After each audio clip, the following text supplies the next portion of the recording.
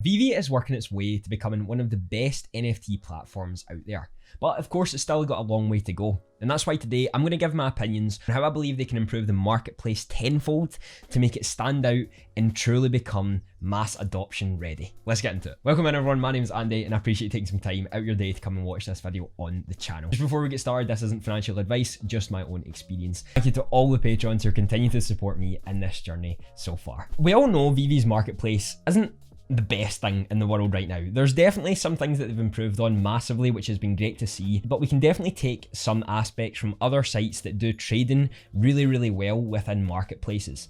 And especially when we're working towards becoming mass adopted by the world, then it's important to look at how we can make this marketplace better and hopefully give some ideas to the team as to how they can actually go about doing this. I have 8 different ideas today, and some are going to go a little bit more in depth than others, but I just wanted to lay them out, and if it's something that you think could work, be sure to tag the team, send them it on Twitter to potentially give them some ideas for actually moving forward with this. The first one is searching for mints. Now, I don't know how important this is actually going to be or how important this would be, but some people will want specific mints in the future, very specific ones. You know, some people will want 55 of all the sets, some people want 100 of all the sets, some people will want 5,442 of the sets collectively.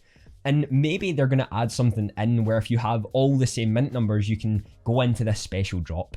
Now, this might or might not be a thing, but I definitely think it could be something that is good to add on to Veve itself. It could just be a separate tag where you can search for an ID token or the mint number and it will take you to it, just like you can on OpenSea. I think this could just be a great way for the real collectors to find out where their mints are or who owns it at that time and seeing if you could buy or trade and all that sort of stuff. The next one is a fairly simple one, and I believe they've already addressed it, but it's the separation of comics rarities. I'll actually show you what you can do right now, but if you're just on your collectibles, like right here, you can actually see that when you go on to, say, Amazing Spider-Man and they come up for sale, all of them are together. You're not actually separating them right now.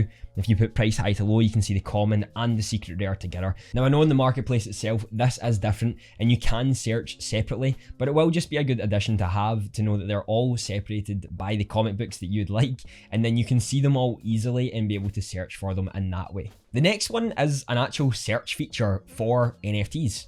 Searching for specific ones. Over the next few years, we're going to be having a lot more drops, a lot of things coming into the play. So things will get confusing. There'll be a ton of different drops that will be there. There'll be a ton of different things that will be accessible.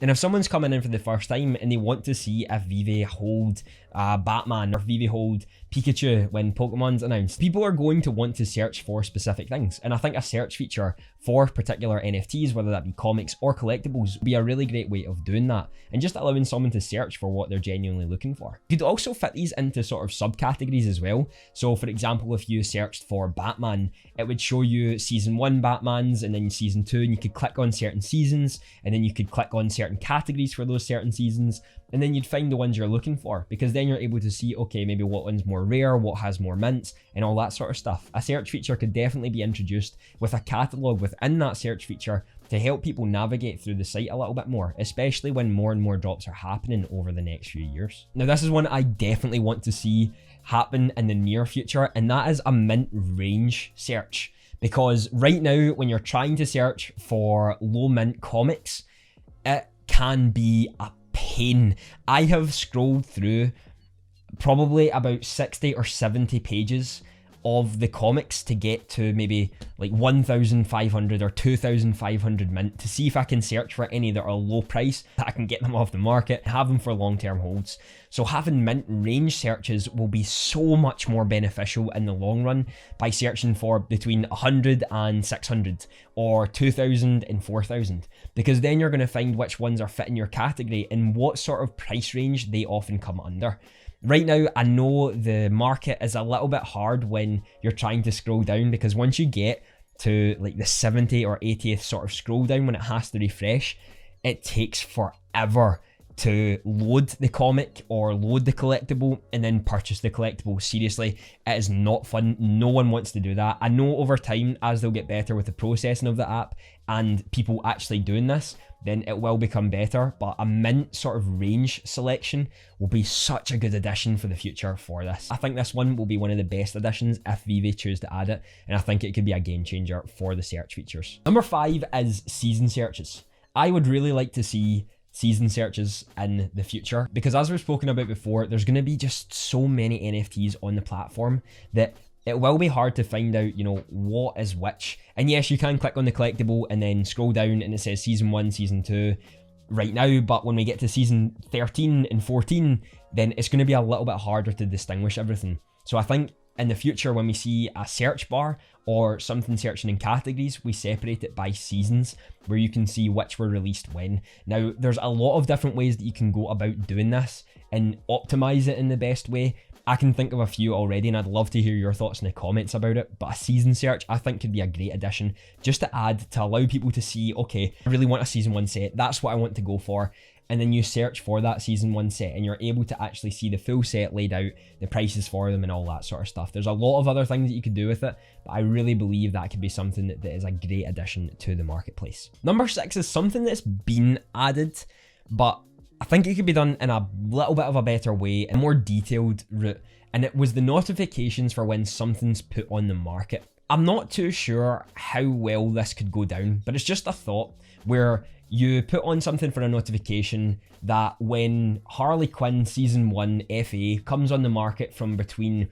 300 and 350 gems, then notify me. Or if a mint number of 100 or less for X amount of gems comes on the market, notify me. There's a few routes that you can go about this, and I don't know how well this would run or how well this would be received, but I still think for someone who's searching for a particular NFT, they could notify me when this particular mint comes out or this is put on sale. I think this could be a really good way of keeping people on the app and retaining people on the app, because they're waiting for what they're actually looking for to appear for the price that they're willing to pay. He obviously has to think about stuff like this where you're wanting retention, because I know right now a lot of people are complaining that all the new users on the platform won't be staying because they just can't get the drops. And in the future, I don't think this will matter as much, because Veve isn't just going to be about drops. There's going to be a whole other plethora of things that you can do. Certainly for right now, we have to come up with ways to keep people on the platform and keep people coming back. So something like this could definitely help in terms of that, especially if someone is willing to put a fair bit of money in or someone is looking to get specific mints. Number 7, again, little bit out there, but it is trades. Now, FIFA done this in the past. FIFA used to have trading available. If someone listed something on the market, you could offer to trade players for their own player instead of coins. Now, you could offer coins as well, and I think this could be a great thing that Veve could do too, where you can offer collectibles and gems for a particular NFT.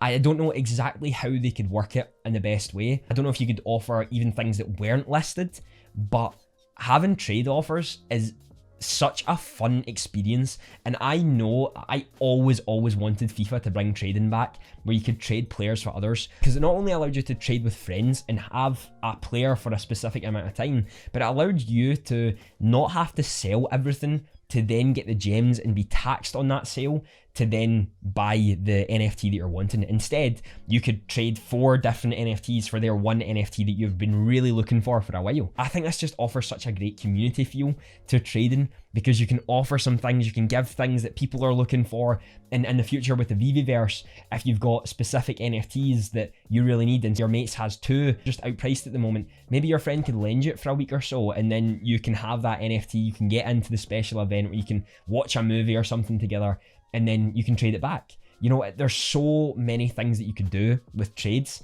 and people being able to offer that instead of selling them on. And finally, the last one, I've kind of touched on it before, but it was bidding on unlisted collectibles. Now, this is more targeted towards those that have extinct collectibles and specific mints. Now, I don't know if it would be best for someone to accept that these can come in, you put on your profile, yes, I accept bids from things I've not listed, or if this is just something that happens for every account, where if I found, say, a number 50 Risso, and I really wanted that Risso, but it wasn't up in the market, I could go to their profile and offer collectibles through a trade, or bid on their Risso as like a bidding price, that yes, if you want to accept that, I'd be more than willing to pay that price. And if they accept it, then you get the Risso, they get the gems, and the transaction just happens like it would in the secondary. It's sort of like private sales, but within Veve, because there's going to be times, especially in the future, where people want specific mints and specific collectibles within those seasons that are just no longer going to be available. Take a look at Donny right now. There's not many on the market anymore, and a lot of the season ones are going to follow that. Check this video up in the cards to see why this is going to happen. But I think this could be great for allowing people to still have their collectibles there in their own profile, and they don't need to be up for sale, but you can choose to sell them if you like, if someone comes in with an offer and someone's looking for that. This is where the searches for specific mints can come in, because if someone wanted 50 Riso, they see that, they type it up, they see, okay, Andy has that one, I'm going to go to his profile, he's not got it listed, but it's still there, I'm going to say, you know what, I'll pay you 10 million gems for it.